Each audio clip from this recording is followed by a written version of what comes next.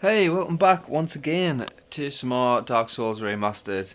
And this episode will also be done in post commentary because, because of the aforementioned reasons of me being rubbish. However, moving forward from here, this is the end of me current backlog. So after this particular episode, normal service should be resumed and it should be live commentary, which is, all well and good. So, yeah, this time we're gonna go and get our souls back that we lost on that invisible path, the one that I never normally take. I think I just run past all these. Also, if I sound a little bit nasal today, I do apologise, but my allergies are playing up. But that aside, I'm feeling pretty good because I've done like every bank holiday going this year at work, and I get paid time and a half, and I get a day in lieu for each of them. So I've put 3 days, me 3 lieu days in that I've earned. So I've basically got like a week off work, which I can't wait for. What am I doing here? Why am I just stood? Probably talking about something. Yeah, you can see it's this path off to the left, isn't it? That's where we're headed. Because while we got the blue titanite slab, there's also like a reasonable amount of souls sitting in that pile. So here again, even though like last time round, not that you heard me, but in the original sort of commentary, you heard me smack talking the prism stones. But here we go. But listen.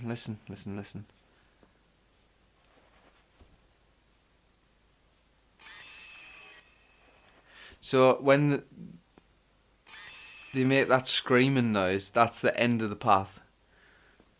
Well, it's not the end of the path. That's when a fall is far enough to kill you. So that's how you can use them to check height. You drop them off a ledge. If the prism stone screams, then yeah, it's too high, and that fall will kill you. But how horrid, like how horrific is that? That they scream. Who invented a stone that when you dropped it, screamed? But yeah, as you can see there, the path's kind of in like a sickle sort of shape. Starts straight, and then towards the end of that, it makes a semicircle. And here is where we'd have dropped down to from literally just above. Because, like I say, normally I don't take that other path, and it takes you through like a little bit in the middle. So I was worried that it wouldn't just drop me onto this path that we're on now, but it did. So we're doing all right. And even though it says imminent fall there, I think that was just someone just trolling, because this is the path that you use to get straight to the boss gate. And I'm not actually sure what that but here's an excellent example of once you're on your invisible path, if you know where you need to be, as long as you point yourself at that and just run, you'll be alright. You'll be able to see that on this bit here. So look, we know we need to be in that little cave that you can just about make out on the other side. So as long as we run a straight line and we aim for the path, we'll be good. Now I'm not sure what that crystal golem was guarding, because obviously we opted never to get that item, but given that we didn't get it, I'm not going to lose any sleep about it. Watch it'll be something really decent. Like a red slab or something, I don't know. Anyway, these enemies coming up here are pretty infamous. These are the clam shell crab things. Yeah. But these can be these can be pretty nasty to deal with. As it turns out, I kind of make them look easy, but that's the upshot of having a heavier weapon, because if you can stagger anything, really, it makes dealing with it a lot easier, especially if you can deal enough damage to like kill it in 1 or 2 hits. If you're using a lighter weapon where you need to just swing and swing and swing, these can be difficult. The main problem that people have is they just get mugged. So like, if you can pull them one at a time, that's fine. And like, say one of them's already running over, but if you have to fight several of them at once, they can be bad. So there, 2 jumping attacks is enough to take one out. And one of the nice things about these enemies is, I think I get one here. Yeah, they've got a high chance. Well, I say a high chance. This, if you want to farm Twinkling Titanite, these clams right here is the place to do it. So if you see, I've got 2 humanity in my stock. So I've got more than like base item discovery. And I didn't realise that if you use the uppercut off the Black Knight sword there, you can actually knock them on their arse, which is pretty cool. But yeah, if I was using like the Gold Serpent Ring as well and had like 10 in humanity in my stock, then the Twinkling Titanite would drop quite often. Like, I think out of the 6 or 7 clams here, I get like 2 or 3 Twinkling Titanite, which isn't bad at all. But yeah, these are dangerous because they've got a couple of attacks, but they have a grab attack as well, which is that bite thing. They scoop you up and then chomp you. It's like getting hit by a mimic. Horrid. But yeah, the grab attack is by far the most deadly thing about these. Other than that, they hit quite hard anyway, as you can see there. Like, look at that. 2 hits and I'm more or less dead. And I started backpedaling here because I'm sure the panic was getting her, if I remember. I was like, just give me a chance to heal. Because if you are going to farm these, the way you do it is you kill seath, and then there's a bonfire spawns in the room after you kill him, and then you can just do it like that.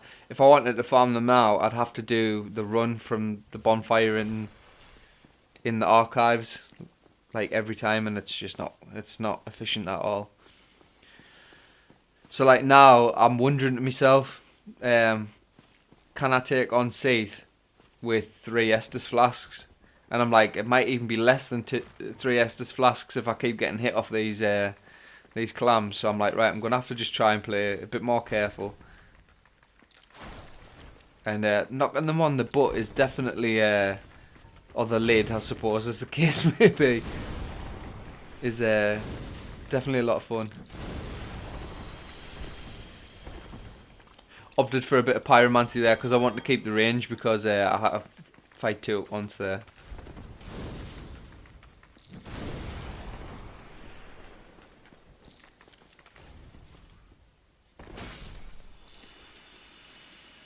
But yeah, the thing is as well, as you can see into the boss room from here. Now, you get a cutscene when you enter that room, and then you start the fight with seath. But if you do the more Faris strat and you run straight into that room, okay, all the clams will follow you, and you'll have to fight them as well during the seath fight, and that is just a nightmare, okay? It's terrible. You never want that. Having said that, if you go in and you fight seath and then you die and you have to make another attempt, there'll then be a fog gate on right here at the front of the boss room. So if you at that point, you can then run past them and escape through the fog door, and they won't follow you. So you can fight seath in peace then. So if you fail multiple times, you only really need to clear the clams once. And you can see me looking at the primordial crystal there in the back. That's what Logan was telling us about the secret to seath's immortality. Can I get my words out today? So yeah, that's the first thing we want to do when we get in the fight with them. We want to break that, otherwise we'll be, in the same situation as last time. And if I remember rightly, I start the boss fight and I completely lose like my sense of direction. And I'm like, all right, it's behind me, and then it turns out I was facing the right way, and I end up running back towards the entry to the room.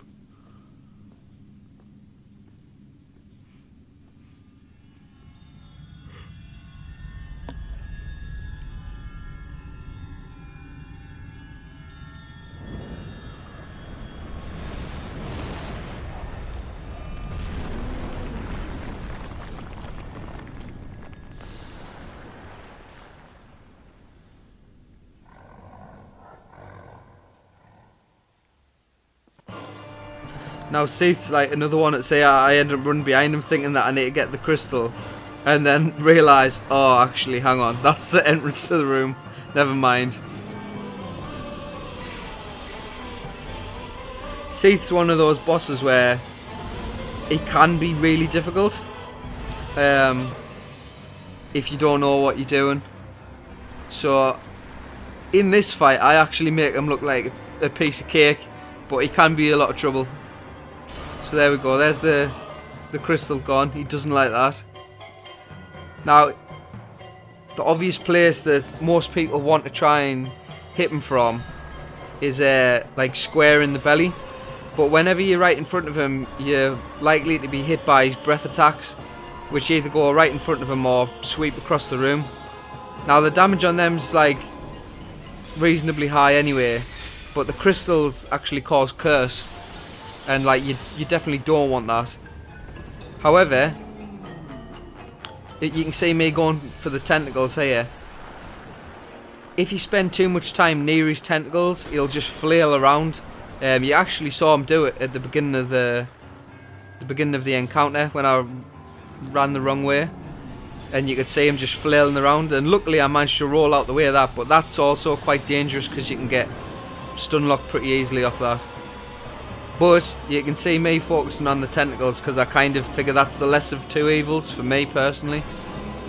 And with power within and the running R2s are like doing the damage like. So yeah, I used one flask there, and to be honest, I probably could have got away with not using it because we made him look really easy.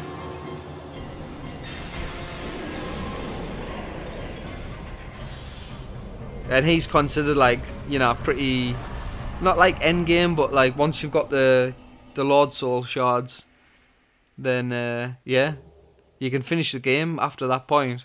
So he's definitely towards the end of the game, but we made him look like a piece of cake.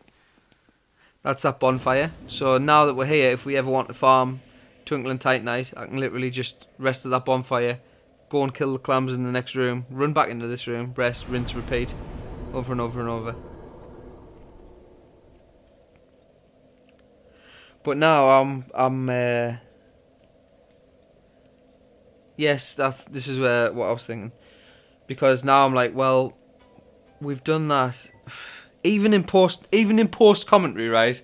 I can't go a single session without my phone going off, and you'd think, right? Well, Hal, why don't you just put your phone on silent? And like that's what I'm gonna do now. But this is the thing. Normally, my phone never goes off. People only want anything to do with me when I'm recording.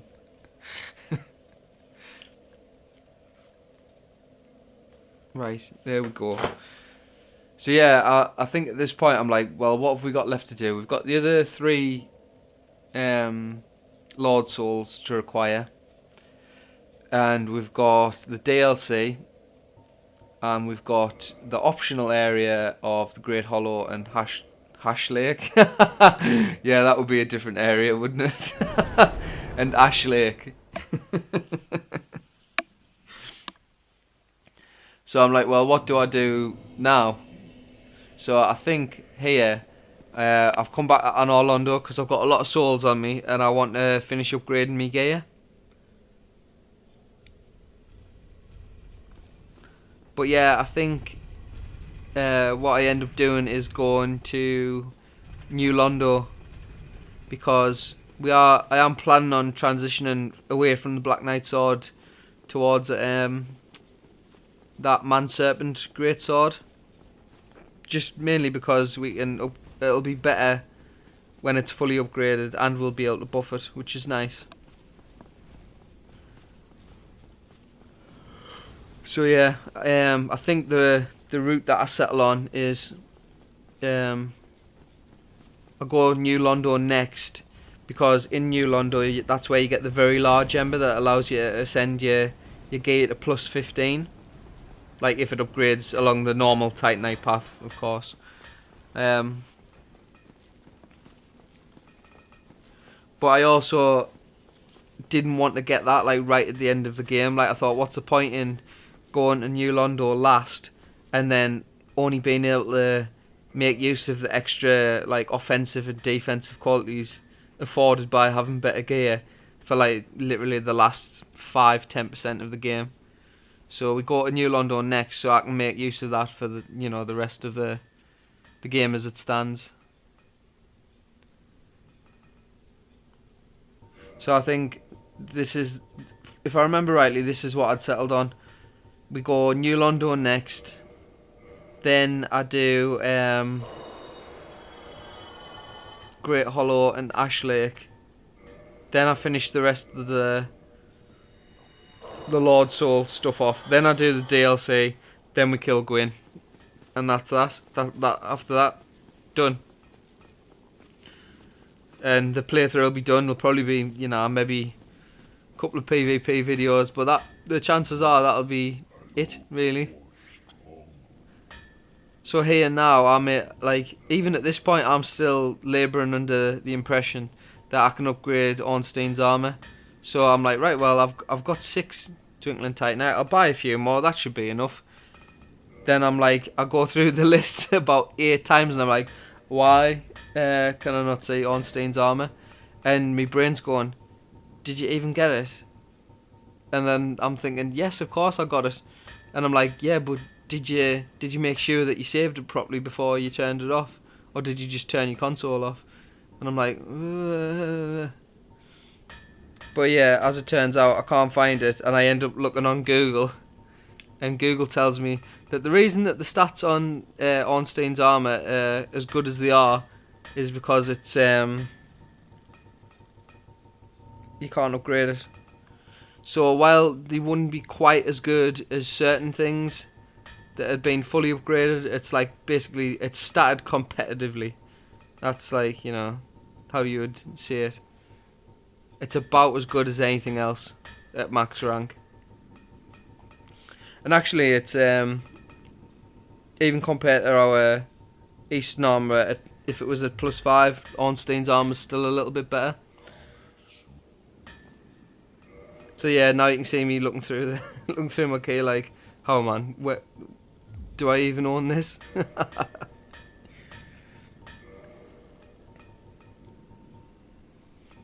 I'm like, yeah, there it is. But yeah, as it turns out, you can't upgrade it. Because initially I was like, well, maybe it upgrades with Demon Titanite, because it is kind of like boss sort of thing, you know what I mean? But no, that's not the case. So I think here we more or less like settle in on what gear we're going to be using. Because I decided to keep Thief Hood. Because I do really like the way the Mask of Velka looks, but I try it on when I've got Ornstein's armour on, and it doesn't go. It doesn't go as well as it does with the Eastern armour. So I end up sticking with the Thief Hood.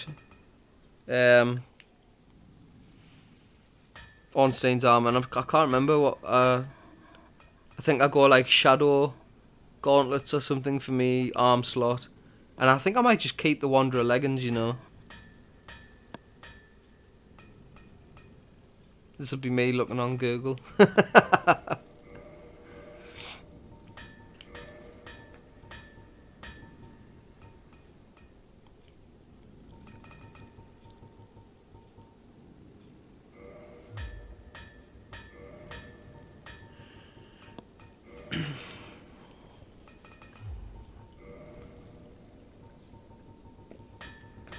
So I think I just do a bit of upgrading here. I don't know if I upgrade my legs as well. I think I probably do. I think I just upgrade as much as I can at this point, because again we still need the very large ember. And I don't have any chunks. Yeah, that's it. So I'll just basically get as far as I can with what I've got. And that's another reason that it's worth going to New Londo, because you can get a New Londo literally from the beginning of the game. And if you drain New Londo so you can get the lower bits, then you can fight all the Dark Wraiths, and the Dark Wraiths have a really good chance of dropping Titanite chunks.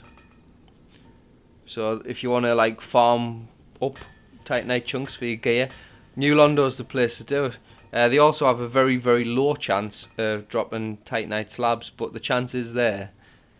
And other than the like maybe 3 Titanite slabs you can get just throughout the course of each new game cycle, the only other way you can get one outside of that is from the Dark Wraiths. And if you've ever watched A and B stream, he does it sometimes, like where he'll upgrade several different bits and that. And I've seen him. I mean, he doesn't. It's not the whole thing, obviously, but like he'll give you like the cliff notes of it. But even he intimates that it took him a long time, like farming slabs.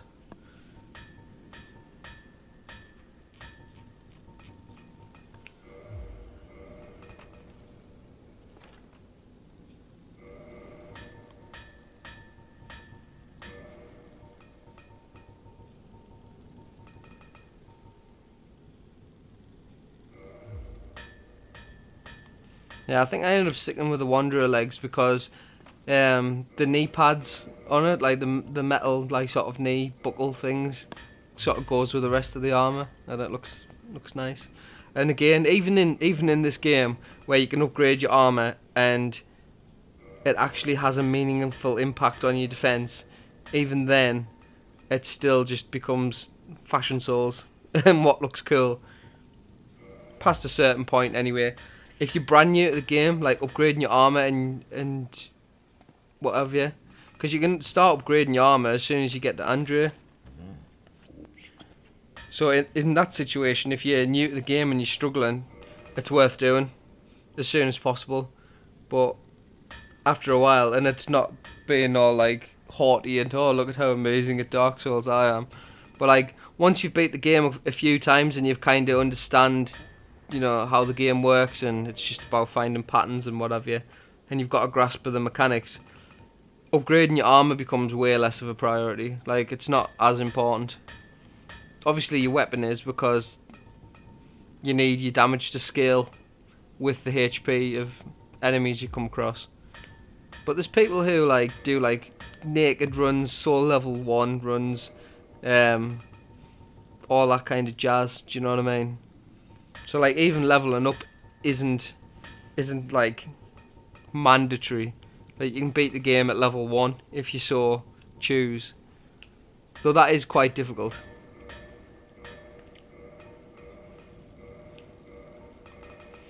But that's how people got a lot of extra juice out of the game, because to most people the barrier of entry is the difficulty curve. But once you pass that curve and you're at the plateau, there's no challenge anymore, and the challenge is what makes Dark Souls interesting. So people who still crave that challenge, this is where you end up doing those sort of like runs with caveats. Do you know what I mean? Like a soul level 1 run, or you know, a shieldless run. That's a good one. Shieldless run is difficult, but I tell you something, nothing will hone your ability to dodge like not being able to block. Because especially with newer players, you don't want to roll because you feel safer blocking, even though sometimes it's much worse to block than it is to just completely avoid the damage.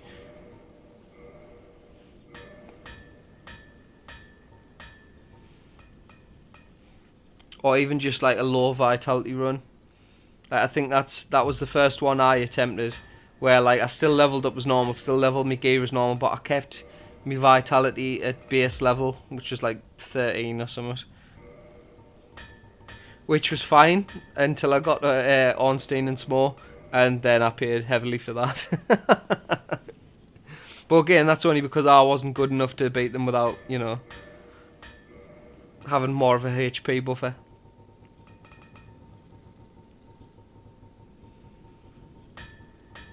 And it occurs to me that, like, I've been sat here upgrading my gear for about 15 minutes or something.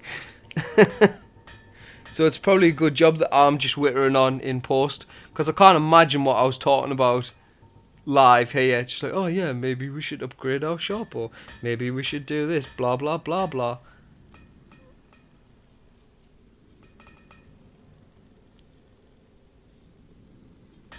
I think we get a composite bow in New Londo as well, which I haven't had a look at, but I think that's far better suited to our stat distribution than the short bow, so we'll probably end up using that.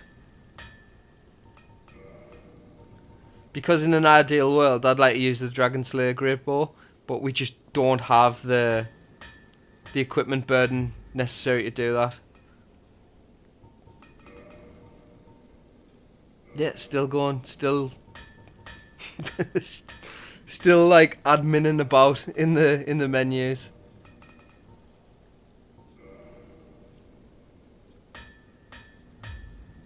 See, it's a shame really, because this is the kind of episode where if I was watching it and it was just faffing about in menus, I'd probably be like, ugh, and like skip it. But at the same time, we've also got that fight at the beginning with Seath that was like amazing and took like 2 minutes. So, you know, swings and roundabouts, I guess.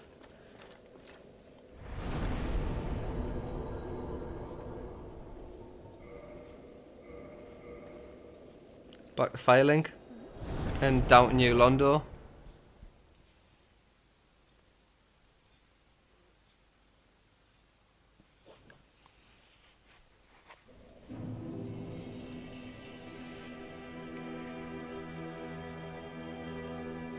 I will say though, one thing that has been good about me recording in blocks and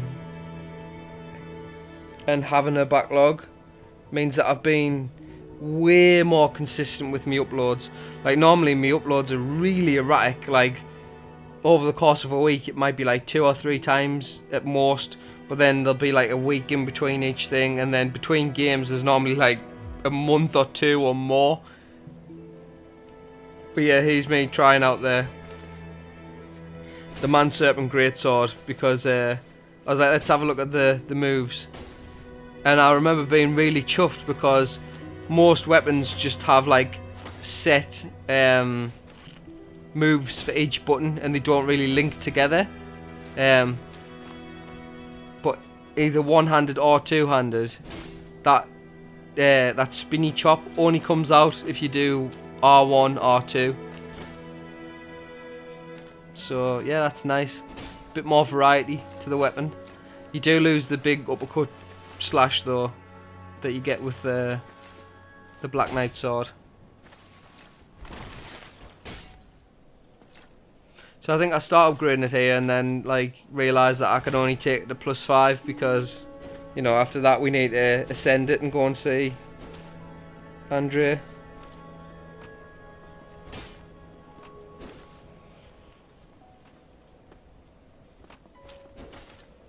But it is a cool weapon and it scales really, really well at higher upgrade levels.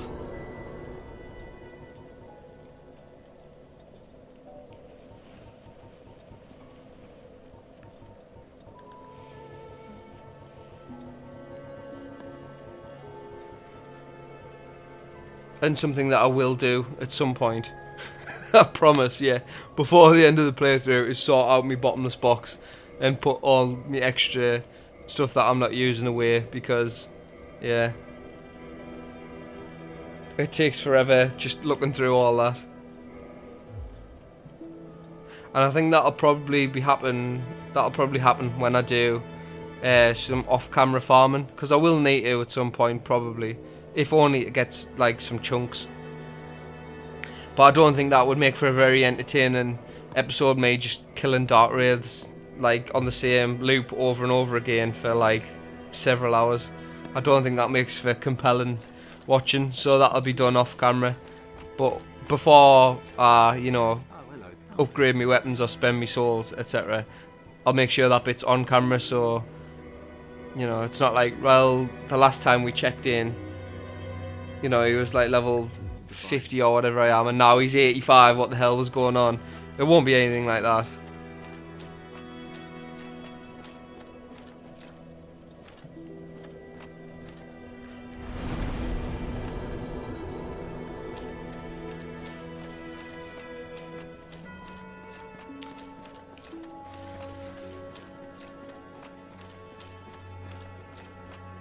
Oh yes, I think we upgrade our Estus flask here as well. That's something else I need to have a look at, because I'm sure that there's 8, I think it's 8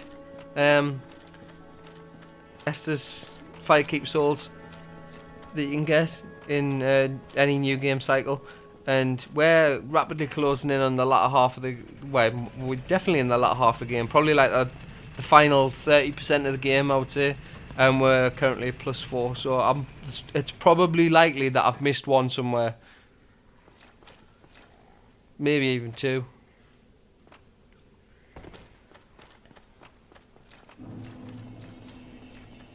But yeah, I start away down here, and then I remember that I said the next time we were in New Londo, we'd go and visit Rickett, because we didn't last time. And he's a little bit out of the way, and again, like, anyone who's played the game knows where he's at. But like for new players, it's one of those things where it's like, oh, I didn't even realise I could walk down here. So yeah, paint me like one of your French hollows. I love him just pausing away there, taking in that beautiful gloomy New Londo view. Yeah, so this is Rickett. You haven't lost your head. And more importantly, you're free. How on earth? Well, I shouldn't cry. I'm Rickett of Vinheim. I was once an established smith, but look at me now. Can you believe it? Can you believe it? Have you? Oh no. Don't worry. I've no intention of escaping.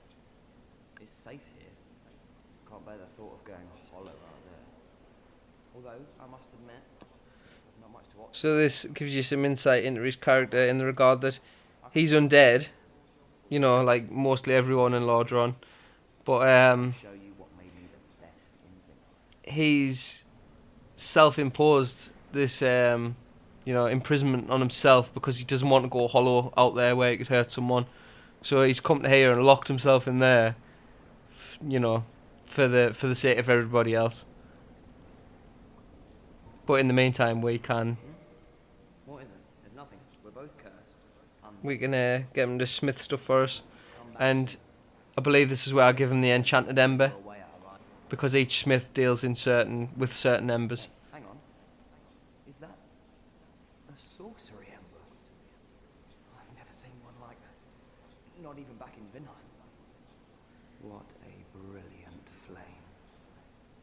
Please, friend, let me have that, I am begging you. I am a craftsman of Vinheim. I'd go hollow before I pass a flame like that. Oh, really? You are wonderful. I will forge a Rickett masterpiece just for you. A weapon to make a legend out of.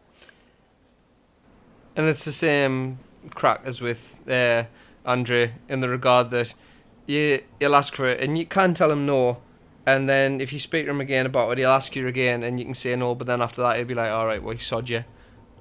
But given that there's literally no reason for you to keep them, then it's not worth doing. Goodbye then. Keep your head on out there. You really help break them or not. But yeah, Rickett's the magic smith guy, so he deals with like magic weapons and enchanted weapons that scale with intellect. So good for sorcerer builds, but again, more or less worthless to us. And he caught me by surprise. This guy, I was like, "Oh, you! I forgot about you." But yeah, if you look, it's the crestfallen knight from the beginning, and he's actually gone hollow now, and hence why he's hostile. And you can see that he's by his face that he's like, you know, properly cracked out. He's gone hollow.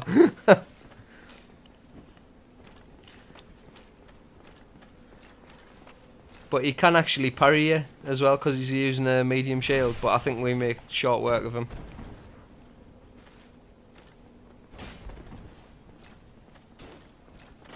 But yeah, it makes an interesting point about sort of you know, how you actually go hollow, because it's like when you're undead, when you die, the bonfire revives you. But the idea is and it kind of gets expanded upon more so in later Souls games. But it's like it's more the fact that you get like closer and closer to being hollowed each time, unless you know you have humanity or whatever the equivalent is in each game to keep you sane. But in terms of like the story and that, it's also associated with like people's mental state as well. So that guy there, the crestfallen knight, all he wanted was to be safe. So he went to Firelink and he was like, alright, it's great here, do you know what I mean? I can just sit here and wait it out. And that was enough for him. But then we, entirely down to us, we wake Framped up and the smell and the sound of his snoring just got on his wick that much that he left Firelink. And obviously he came down here and hollowed out. And it's interesting because he hollowed because he didn't get what he wanted. Whereas someone like Logan, him and Griggs got exiled from the Dragon School in Vinheim when they became undead. So they came to Lordran to just, you know, continue, you know, the quest for knowledge and all that. And you free Logan, and he gets to go to the Duke's archives like that. He hears about them, and that's instantly his goal. He's like, right, I need to go there and like learn all these amazing secrets that I've heard about. And Logan gets what he wants, and in the end, he still goes hollow.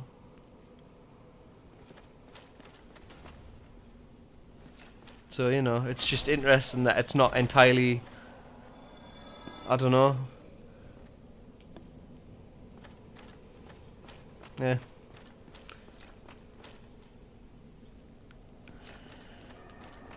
But yeah, we're in New Londo, and I haven't really went over it yet, but you'll notice when I came in properly, I used a transient curse, which is what you need to actually even hit these ghosts.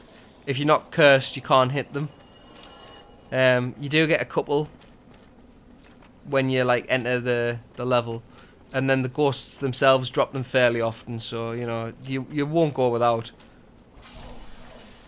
But they are only temporary, the transient ones. I think they last about 5 minutes each.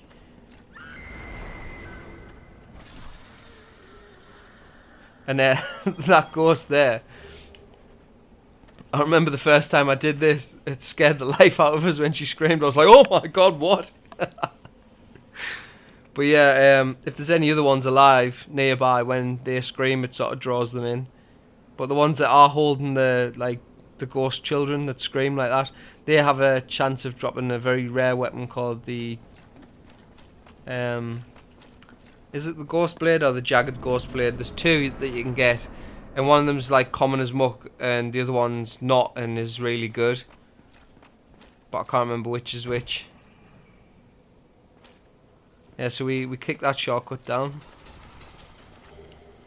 And the thing is as well is we're going to see Ingrid now, and he's on the roof of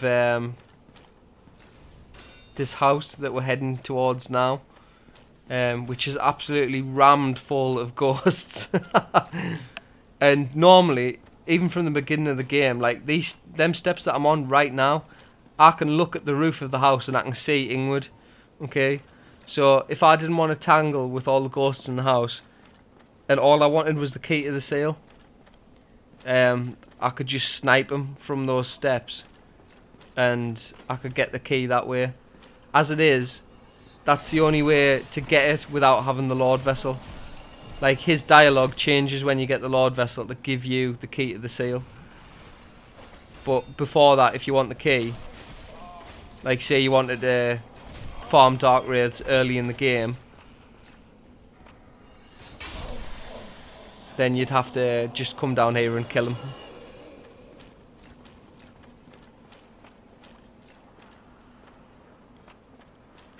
One of the other cool things as well is, like, you need to be cursed to hit the ghosts. So we use these transient curses. But say if we'd been to the depths and we got cursed by a basilisk and we had like half HP, that still counts as cursed in terms of being able to hit these. So if we were like legitimately cursed, we could hit them at any point. Though I wouldn't recommend it because it means you have to walk about with, you know, half of your HP at best, and at worst a lot less than that.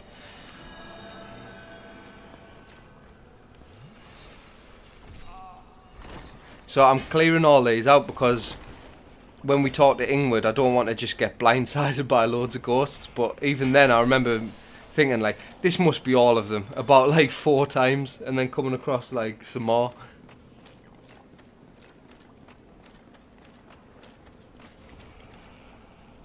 And there is indeed a ring out here, Curse Bite Ring. So the bite rings in quotation marks, like there's several of them. You can buy most of them from Oswald, the partner guy who's wearing the Velka set. And all they do is they give you a flat bonus to one of your resistances. I think it's 50 points. So if we put that Curse Bite ring on, you know, we'd have like 50 more curse resistance. Or whatever number it is. I think it's 50. Might be a bit more.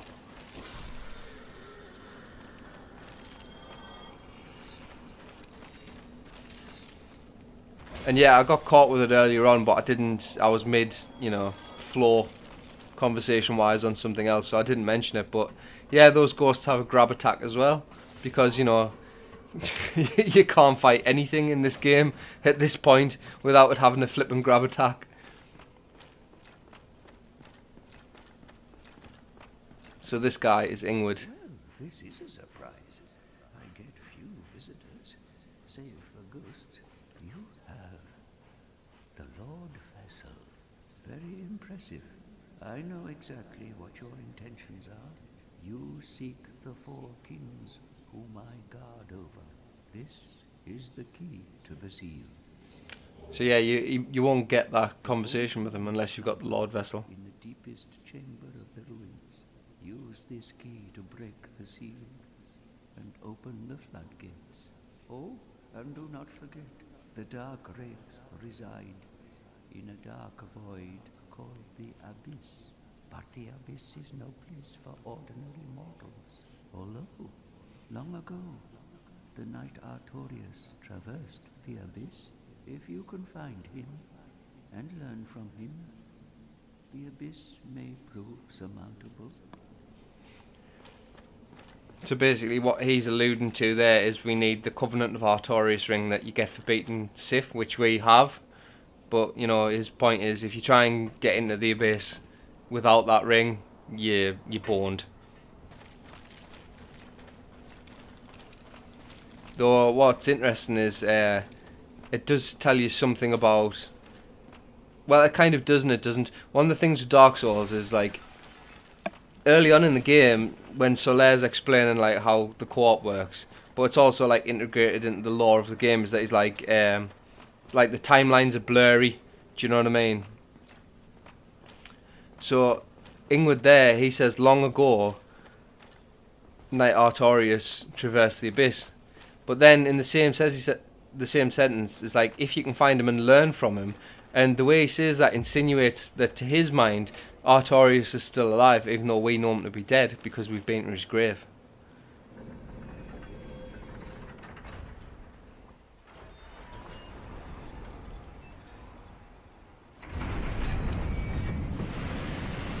So the question then is, was it actually a long time ago, and Ingrid's just incredibly long, like, lived, and he doesn't know that Artorias is dead because he's been guarding the seal for all this time?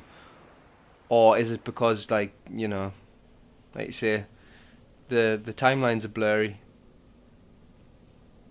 But yeah, we've now opened up those floodgates, and we can get into the lower areas of New Londo, and you can see the drakes outside there, and it attaches on to the Valley of the Drakes, which we still haven't been through, but it's a tiny area. It'll take 2 minutes to run through. There is a few pieces of loot that we'll get, and in fact that elevator that you saw me setting off there, that was that's the one to get down to the bottom near the entrance to the Valley of the Drakes. And there's the composite bow that we just picked up there, so I'm going to have a look at that the next play session and see if that's any better than our sharp bow.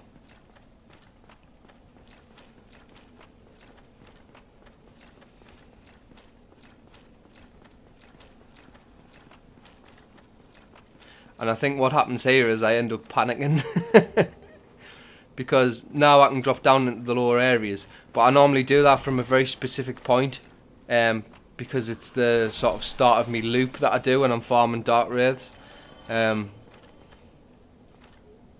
I think I like fall off here or something, and I end up in a part of like the lower bit that I don't instantly recognise, and I'm like, oh no. And I end up getting followed by like 4 Dark Wraiths at once or something, and I just panic and homeward borne out. And I think that's the end of the episode, if memory serves. But what'll happen next episode is I'm still gonna go through the lower part. Like, I'm not gonna farm the Dark Wraiths on camera, but there is like, you know, bits and pieces of loot to be found, and we'll go through just once to, you know, see what we've been through. Then we'll kill the 4 kings while we're here. Then we'll go and do the Great Hollow.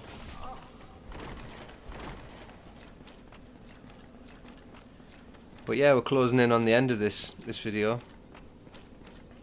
And again, I'll probably try and cut my commentary like 10 seconds before the end of the video, because even though apparently they fixed that thing with Share Factory, I don't want to take any risks.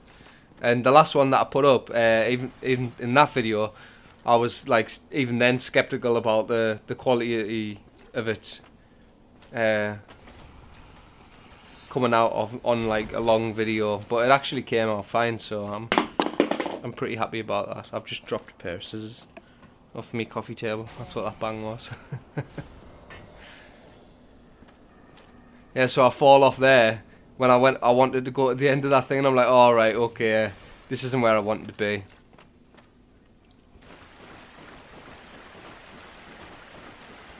Like, that's a Dark Wraith, and they are incredibly easy to backstab. That's the easy way of farming them. You just let them attack and you circle round and backstab. But here, I'm looking for the very large ember, because even at this point I was like, well, I'm gonna back out because my time is nearly done.